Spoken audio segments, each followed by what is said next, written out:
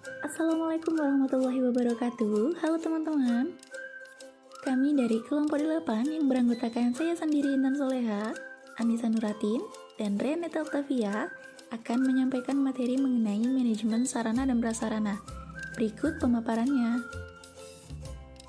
1. Pengertian sarana dan prasarana.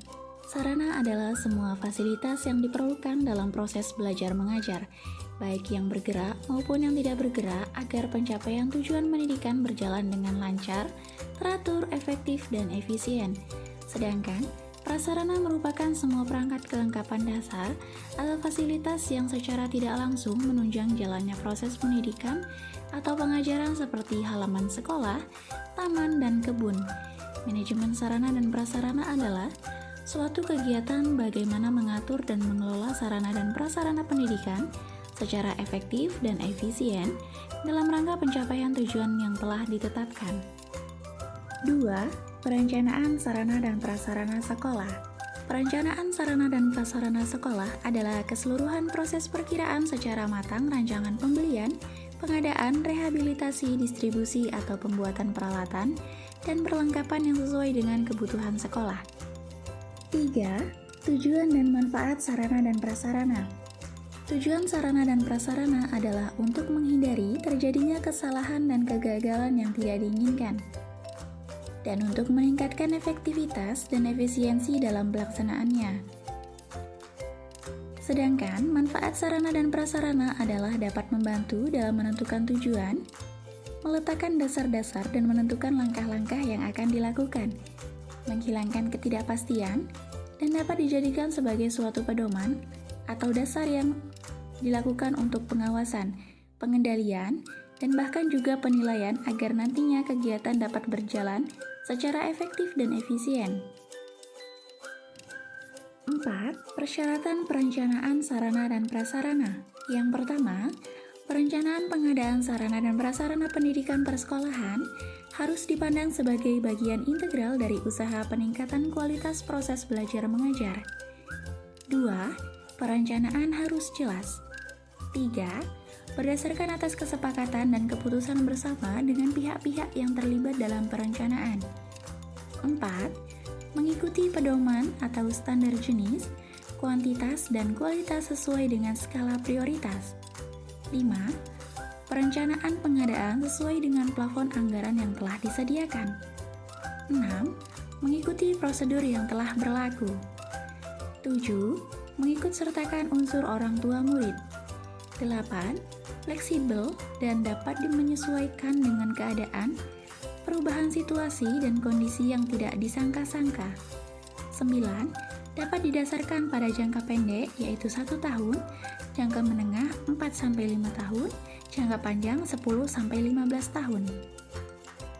5. Perencanaan pengadaan barang bergerak dan barang tidak bergerak. Barang bergerak terbagi menjadi 2, yakni barang habis pakai dan tak habis pakai. Perencanaan pengadaan barang habis pakai dapat dilakukan dengan cara yang pertama, menyusun daftar sarana sekolah yang disesuaikan dengan kebutuhan dan rencana kegiatan sekolah setiap bulan. 2. Memperkirakan biaya untuk pengadaan barang tersebut setiap bulan. 3. Menyusun rencana pengadaan barang tersebut menjadi rencana triwulan, tengah tahunan, dan kemudian menjadi rencana tahunan. Perencanaan pengadaan barang tak habis pakai dapat dilakukan dengan cara yang pertama, menganalisis dan menyusun keperluan sarana dan prasarana sesuai dengan rencana kegiatan sekolah, serta memperhatikan fasilitas yang masih ada dan yang masih dapat dipakai. 2. Memperkirakan biaya sarana dan prasarana yang direncanakan dengan memperhatikan standar yang telah ditentukan. 3. Menetapkan skala prioritas menurut dana yang tersedia, urgensi kebutuhan, dan menyusun rencana pengadaan tahunan. Perencanaan pengadaan barang tidak bergerak, contohnya seperti tanah dan bangunan. Perencanaan pengadaan tanah dapat dilakukan dengan cara yang pertama, menyusun rencana pengadaan tanah berdasarkan analisis kebutuhan bangunan yang akan didirikan serta lokasi yang ditentukan berdasarkan pemetaan sekolah. 2. Mengadakan survei tentang adanya fasilitas sekolah seperti jalan, listrik, air, telepon, transportasi, dan sebagainya. 3. Mengadakan survei harga tanah. 4. Menyusun rencana anggaran biaya dan bangunan.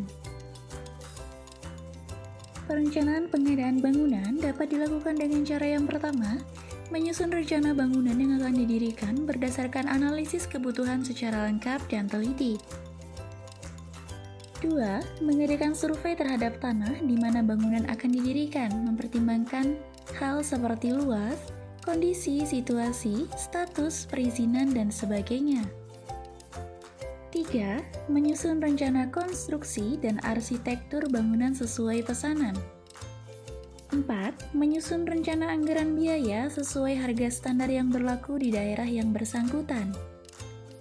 5. Menyusun pentahapan rencana anggaran biaya atau RAB yang disesuaikan dengan rencana pentahapan pelaksanaan secara teknis, serta memperkirakan anggaran yang akan disediakan setiap tahun dengan memperhatikan skala prioritas yang telah ditetapkan berdasarkan dengan kebijakan Dinas Pendidikan. 6. Pengadaan sarana dan prasarana. Pengadaan sarana dan prasarana memiliki beberapa cara, di antaranya yang pertama, melalui pembelian. 2. Pembuatan sendiri. 3. Penerimaan hibah. 4. Penukaran. 5. Pendaur ulangan. 6. Pinjaman. Dan 7. Penyewaan. 7. Tujuan inventarisasi sarana dan prasarana. Yang pertama, untuk menjaga dan menciptakan tertib administrasi sarana dan prasarana yang dimiliki oleh suatu sekolah. 2. Untuk menghemat keuangan sekolah baik dalam pengadaan maupun untuk pemeliharaan dan penghapusan sarana dan prasarana sekolah. 3.